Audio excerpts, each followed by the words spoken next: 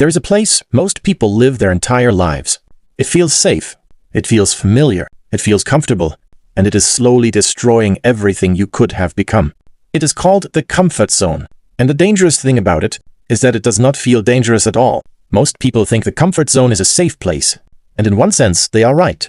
Nothing bad happens there, no rejection, no failure, no embarrassment. But here is what nobody tells you. Nothing good happens there either. No growth, no progress, no version of yourself that you're actually proud of. The comfort zone does not protect you from pain. It just trades one kind of pain for another. The pain of risk for the pain of regret. And of the two, regret is the one that lasts forever.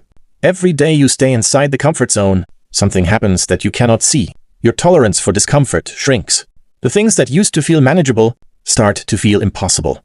The conversations you used to have without thinking now feel terrifying. The risks you used to take without hesitation now feel paralyzing. This is not weakness. This is biology. Your brain is designed to optimize for efficiency, and if you never challenge it, it narrows the definition of what feels normal, until normal becomes smaller and smaller and smaller, until one day you look up and realize you have been living a life that is a fraction of what it could have been, not because something bad happened to you, but because nothing happened at all. On the other side of your comfort zone is not chaos. It is not disaster. It is not failure waiting to destroy you. On the other side is the growth zone. And the growth zone is where everything you actually want is waiting. The career you want is there. The relationship you want is there. The version of yourself you are proud of is there. But you can only reach it by doing something uncomfortable. Not something impossible. Not something reckless. Just something that makes you slightly nervous. Slightly uncertain. Slightly outside of what feels automatic and easy. That slight discomfort is the price of admission. And it is the best investment you will ever make. So if the growth zone is where everything good is, why do most people never go there? The answer is simple. The comfort zone feels better right now. And the human brain is not wired for the long term. It is wired for right now. It chooses the option that feels safer in this moment, even when that option is slowly destroying your future. This is why someone stays in a job they hate for 20 years. The discomfort of leaving feels bigger than the discomfort of staying, until one day the math reverses. Until staying becomes more painful than leaving. But by then, 20 years are gone. The comfort zone wins not because it is stronger. It wins because it is patient. It does not need to defeat you in one moment. It just needs you to choose it one more time, every single day. So how do you actually escape? Not through motivation, not through inspiration, not through waiting until you feel ready. Because you will never feel ready. Ready is a feeling that comes after action, not before. The way out is through a concept called deliberate discomfort.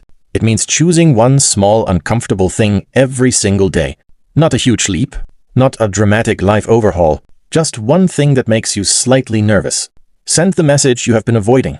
Speak up in the meeting when you feel the urge to stay quiet. Start the project before you have figured out every detail. Apply for the opportunity before you feel qualified. Each one of these small acts does something powerful. It expands your definition of what feels normal.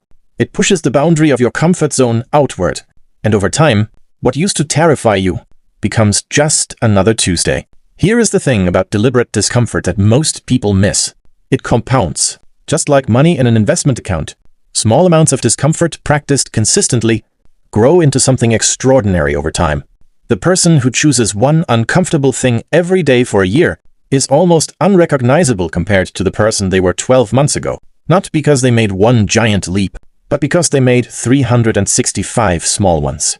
And each small step made the next one slightly easier. Until the person who used to be paralyzed by a single uncomfortable conversation is now someone who runs toward challenges, not because they became fearless, but because they became familiar with fear and familiar with what waits on the other side of it. The comfort zone is not your friend.